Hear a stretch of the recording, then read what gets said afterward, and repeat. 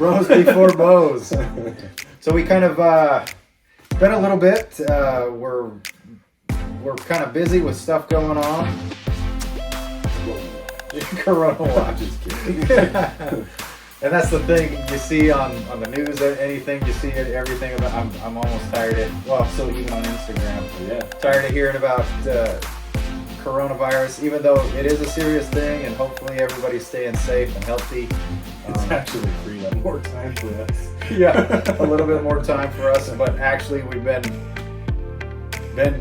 doing a lot of things, kind of getting things squared up. We wanted to wrap up this series on Prime, the most accurate bow on the planet. Question mark. All right. So you saw we went through a few things. Now what we're going to do is pretty much an overall review of this bow and kind of thoughts about if you were in the market to look into buying G5 Prime, some of their products, and some of the things that are opinions. Now, we're not experts. No, we were learning a lot with you guys. Yeah, so this information is coming from us from a place of what did we learn, and we actually learned quite a bit by diving into this beast right here. So thanks Prime for putting together a pretty well engineered product. So please don't take anything personal about what we say about our opinions. They are just our opinions. That's and right. Like I said, we're not professionals. You know, and a lot of our opinions and our experience come from experiences that we've had with other brands as well. And so, and anybody that's shot a particular brand for very long, you kind of get used to the characteristics of that brand, and we found that they tend to stay the same, some of those characteristics. So some of our opinions are based on our experiences with those previous bows we've shot and so forth. So Prime. First off, what we wanted to do is kind of give a little bit, and I'll put up a graphic here. We'll talk about 7 different attributes that we wanted to talk about, and we'll talk about the least important to us as far as attributes about when you go to make any purchase. yeah. So, and we decided to rank them. They may be more, in different order for different people.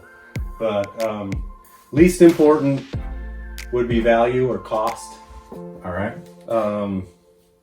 And I think that can be a number that would fluctuate depending on what's more important to you.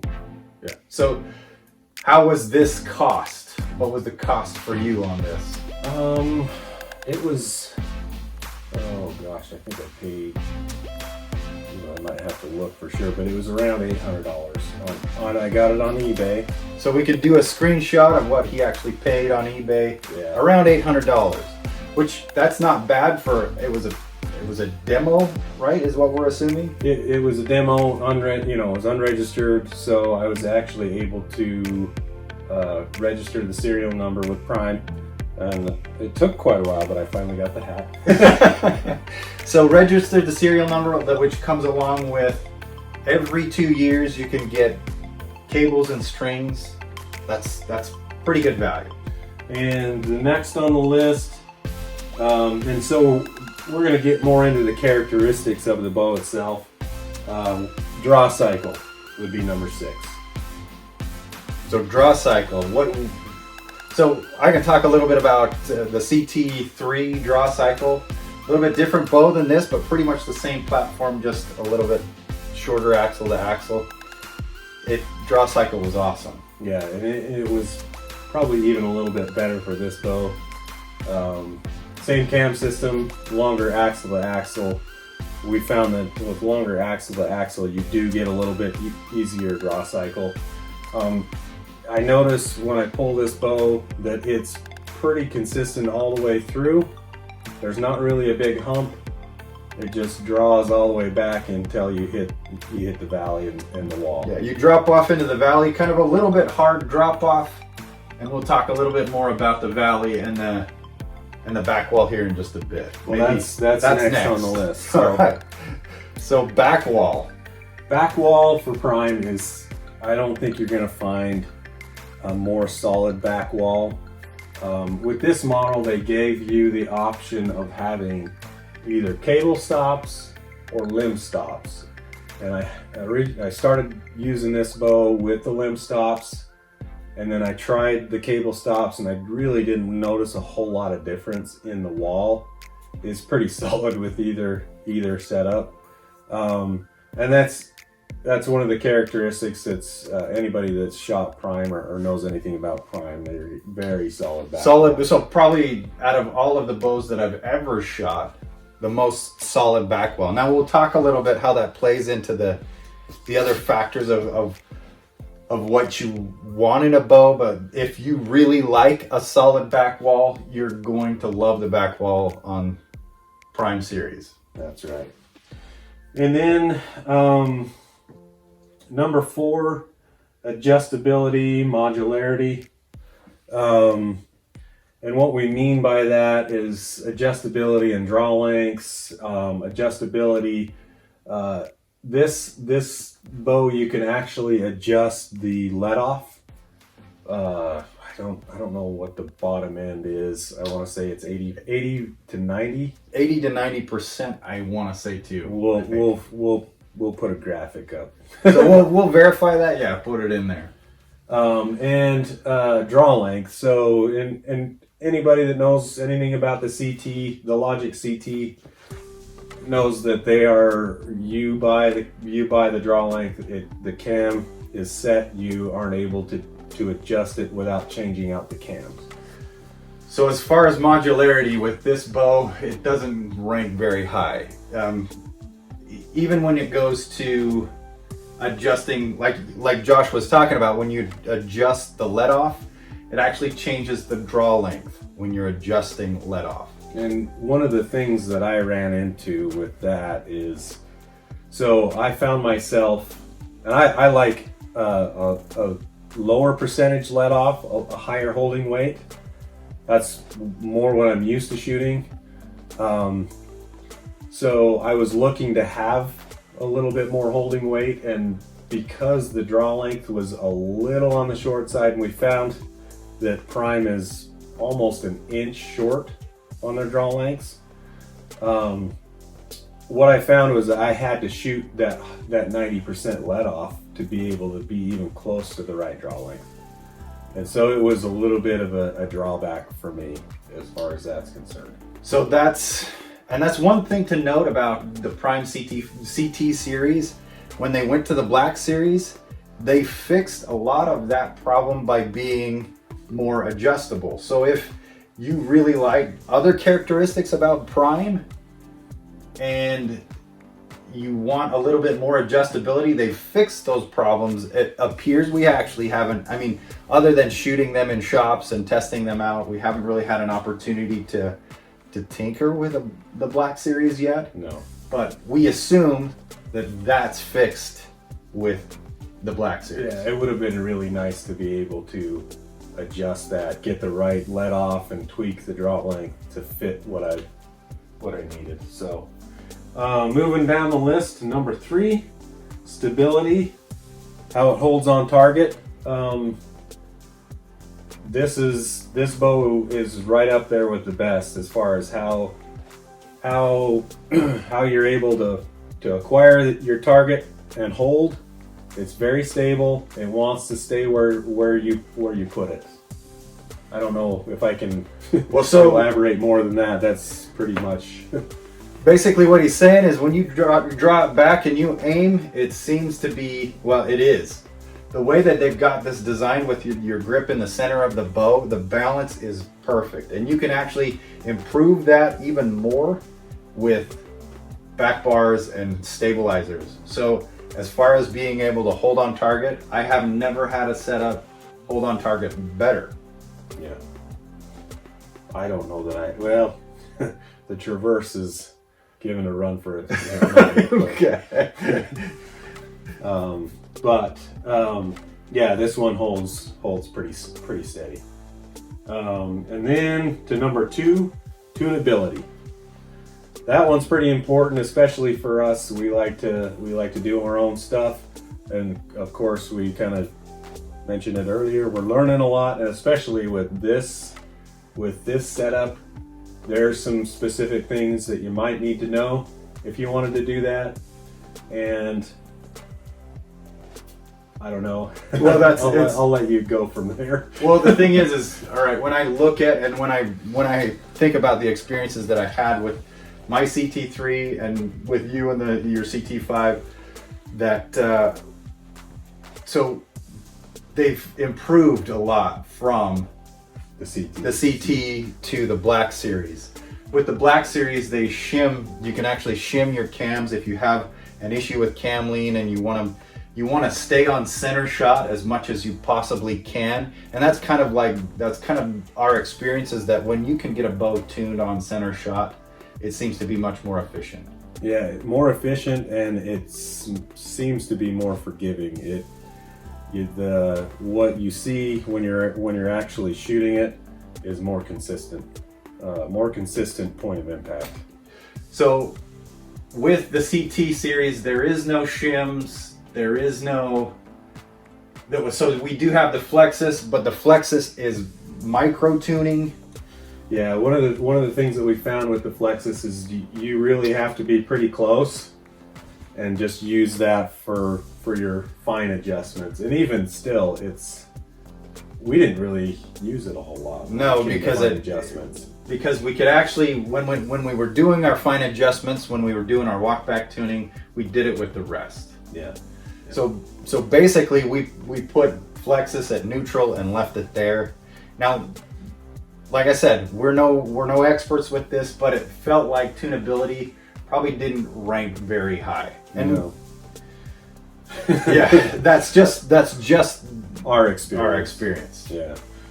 We didn't have the out of the box shooting bullet holes. No, that's one of the things that we kept going back to. Like I said, when we did our earlier videos, it's annoying to see somebody unpackage the thing, throw a rest on it, and then just shoot it through paper like bullet holes. Yeah, we didn't have that experience. No, we didn't. And then overall accuracy and consistency. So that's where everything comes together, and what you really look for in a final result in shooting a bow is how it performs. And everybody's a little bit different. Everybody's shooting style is different. So for me, there were days that I would get out there with this thing and it would feel like it was doing really well.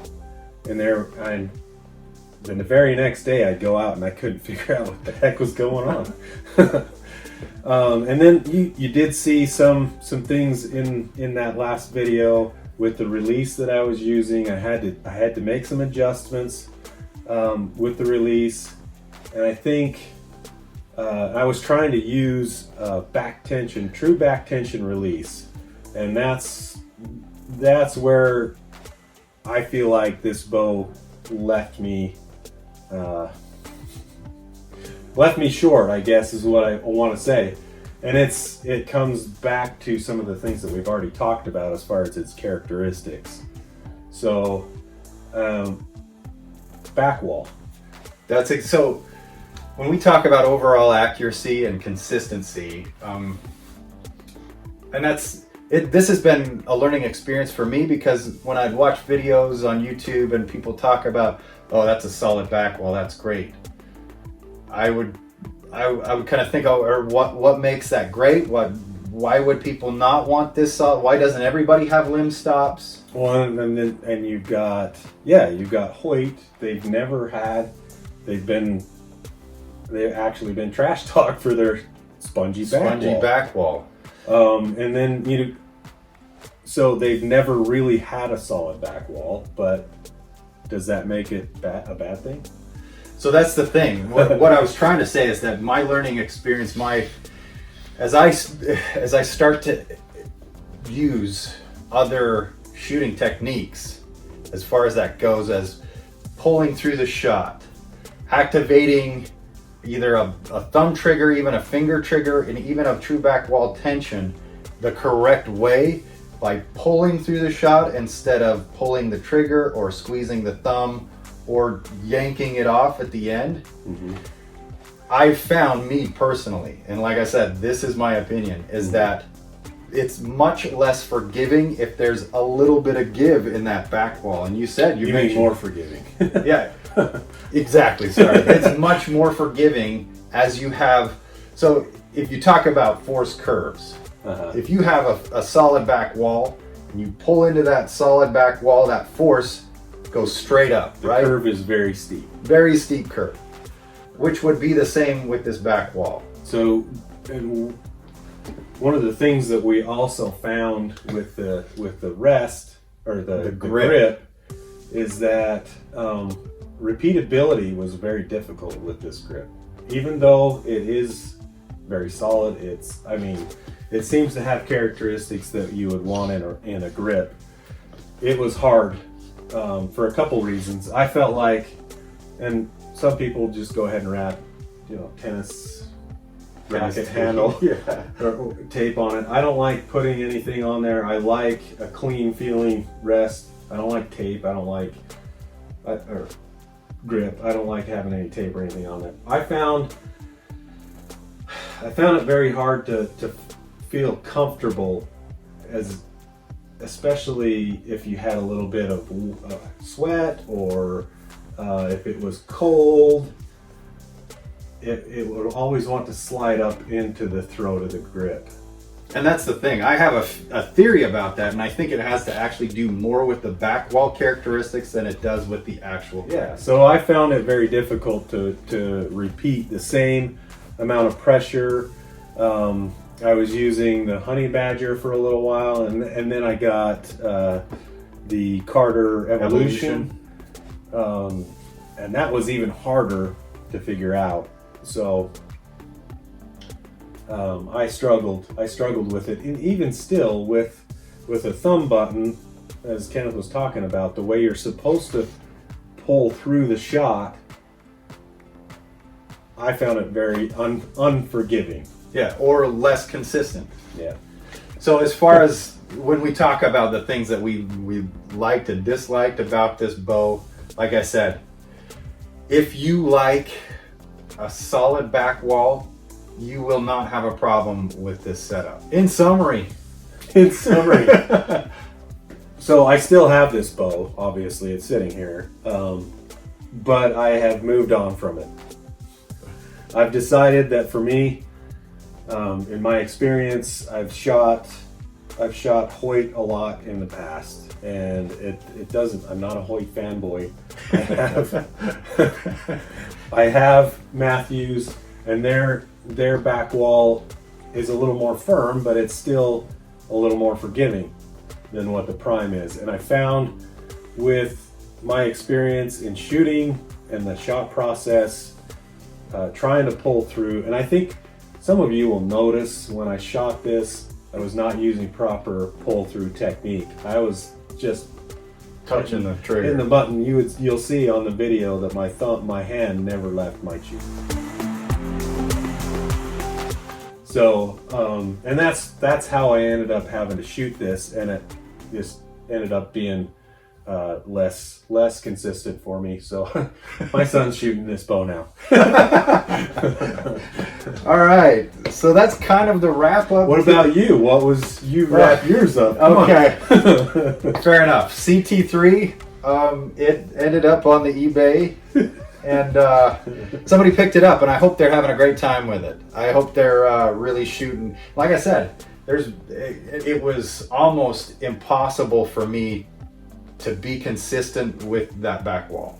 And like I said, a lot of this, in fact, all of the things that led me to be less accurate with that CT3 had to do with the back wall.